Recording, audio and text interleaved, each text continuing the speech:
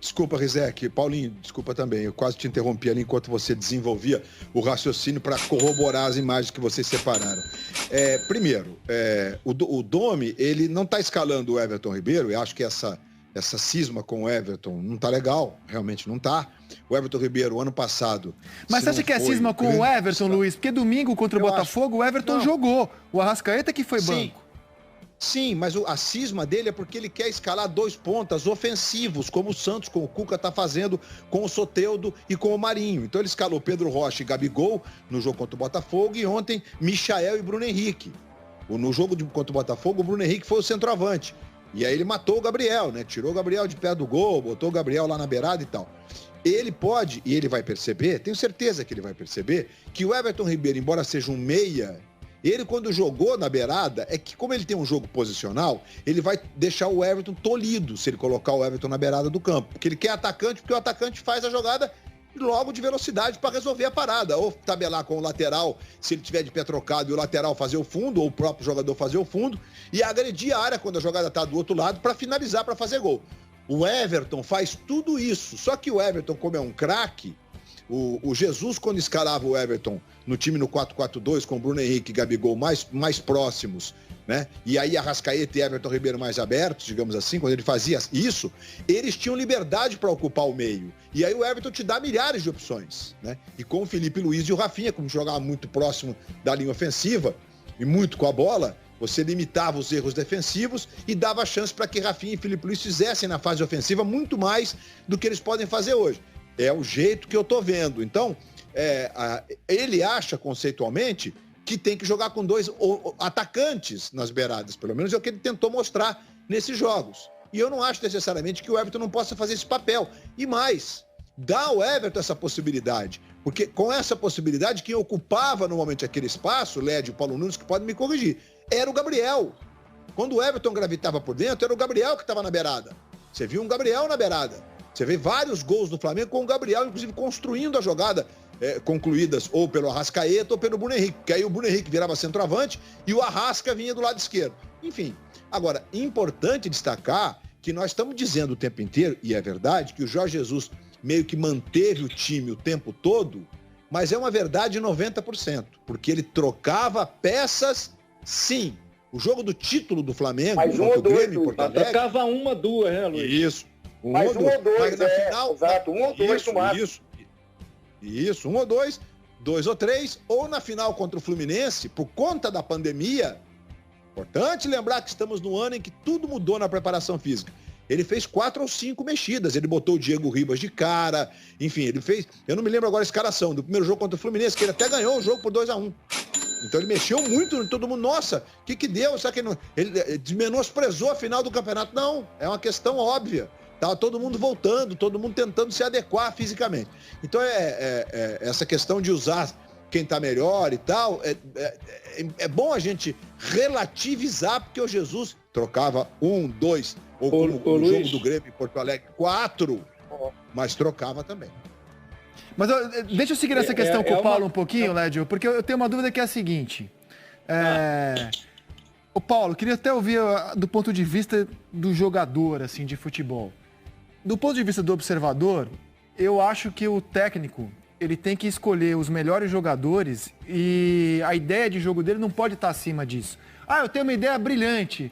Não interessa, cara. Quem faz o jogo são os atletas, né? Então, brilhante foi o 2019, você tem razão. Claro. Então, por exemplo, o Zagallo, em 70, ele olhou quem eram os melhores jogadores da seleção brasileira. Pô, mas como é que eu vou escalar 4 camisas 10? Ele deu um jeito de colocar os melhores ali, e aí o esquema foi em função dos melhores, não em cima da cabeça de técnico. Não, eu tenho aqui na prancheta um esquema maravilhoso e vocês vão ter que se adaptar ao meu esquema. E eu acho que o Jesus fez isso também.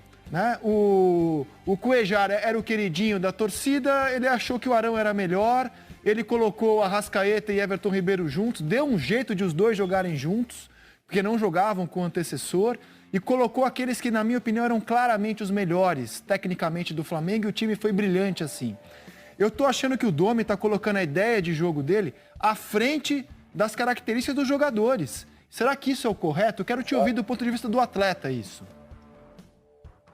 Isaac, essa pergunta é perfeita, muito pertinente. Isso começa de uma falta de comunicação, na minha opinião, que a gente não sabe realmente o que aconteceu nesse jantar lá do Marcos Braz com o Domenech, né? Porque a gente não olha como ele chegou aqui no Brasil, dizendo que ia mudar aos poucos, colocar a sua filosofia de trabalho. O que ele conversou com o Marcos Braz, se ele disse, não, eu vou manter o mesmo estilo de jogo, a mesma filosofia de jogo, ou eu vou colocar a minha maneira de jogar. Porque, Isaac, a gente cobra do Domenech, só que assim, tem 3 pontos. Você como treinador, você tem uma maneira de jogar, você tem metodologia de trabalho, de treinamentos. Você não pode vir pensando num time do Jesus se você não sabe implantar o treinamento que o Jesus dava aos seus jogadores. Não tem como. Ele não é um boneco do Jesus. Então, como ele veio com essa mentalidade de colocar a sua maneira de trabalhar, para ele passar para os atletas acreditarem na filosofia dele, na metodologia de trabalho, ele próprio tem que acreditar no trabalho dele. Se ele vai trabalhar em cima de um estilo que outro treinador trabalha, ele mesmo não consegue acreditar no trabalho dele. Então, o que ele faz? Ele começa a modificar e a colocar o seu jeito de trabalho. Concordo plenamente com você. Eu acredito que se ele fizesse isso aos poucos, para os jogadores sairia mais natural, o trabalho sairia mais naturalmente, né? Não seria uma ruptura geral, porque aí entra 2 pontos na entrevista dele. Eu não vi o jogo, que eu trabalhei no jogo do Grêmio, que era no mesmo horário, mas depois eu fui pesquisar, vi os melhores momentos. Mas vi nas entrevistas dele que tem 2 pontos que eu discordo completamente. A primeira nós temos jogadores similares, bastante similares. É um ponto que eu não concordo, porque você não pode discutir a capacidade que tem um Bruno Henrique com o Vitinho. Você não pode discutir uma capacidade que está o Arrascaeta com o Diego, ou o Michael com o Everton Ribeiro. São grandes jogadores, mas não estão no mesmo nível. Então, quando você tira, né, com essa mudança, né, vou entrar com um esquema de jogo diferente, ele tem todo o direito de botar o seu 4-3-3, porque ele é o treinador. Ele pode discutir isso e colocar em prática. Agora, se você tem a capacidade de jogadores que o Flamengo tem, de desenvolver o trabalho, que era um trabalho muito bom, e você consegue colocar na cabeça desses jogadores, né? Você não consegue tão rápido colocar na cabeça desses jogadores o futebol que o Flamengo vinha jogando, você atrapalha, porque entra o segundo ponto, Zé. Eu vou mudar esse aqui. O jogador que está entrando, igual ele disse, quando eu boto vários jogadores jogando, eu dou continuidade no trabalho, dou ritmo de jogo aos outros jogadores. Só que você tira uma coisa que é primordial num time, o entrosamento, a confiança. Um time de futebol, ele tem que ter um time titular. Eu não conheço, não lembro de um time que foi muitas vezes campeão de várias coisas. Se você não tem uma base titular, um time, você fala assim, o time do Flamengo, você escala ele. Hoje você não escala, é igual o time do São Paulo. Você não sabe que time que o São Paulo vai jogar. Então, se você tira a confiança do jogador, que é o titular, e passa para o outro jogador que está entrando no lugar dele, uma cobrança enorme, mesmo assim sabendo que não vai ter certeza que vai jogar, Isaac. Então, você meio que atrapalha a cabeça do atleta. Então, isso atrapalha muito, principalmente no começo de trabalho. Fala, Ledinho. Eu acho que ele está desmontando o que o Jesus fez muito rapidamente. E muita gente fica, que ele veio da escola guardiolista, que é isso, trabalhou com Guardiola 12 anos, de fato trabalhou, mas o que ele está fazendo no Flamengo, em algumas situações, é muito diferente do que o Guardiola faz. Por exemplo, a rotação, como disse o Luiz Roberto, do Jesus, é mais parecida com a do Guardiola. O Guardiola não troca o time, não troca o time, metade do time a cada jogo, ele troca 1, 2 jogadores.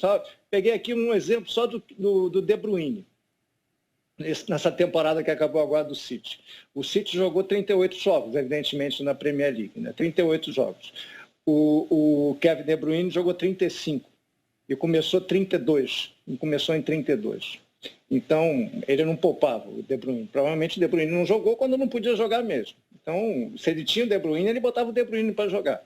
Na Champions League foram 10 jogos. Ele jogou 7, os 7 ele começou de saída. Provavelmente estava machucado nos outros 3.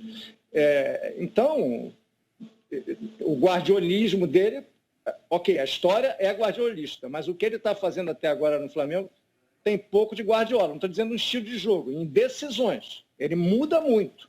E o Guardiola não é de mudar tanto. É como o Jesus. Ele define um time titular, aí vai fazendo a rotação, troca um, troca dois, mas no máximo. Às vezes 3, mas o jogo tem que ser muito tranquilo, a situação muito especial. Foi o que o Jesus fez durante aqueles 6 meses mágicos do ano passado e os 3 primeiros meses de 2020. Enfim, eu acho que ele está indo com muita sede ao pote para dar a cara dele ao time e ele está meio não, desmontando o que foi feito brilhantemente ano passado. Maravilha.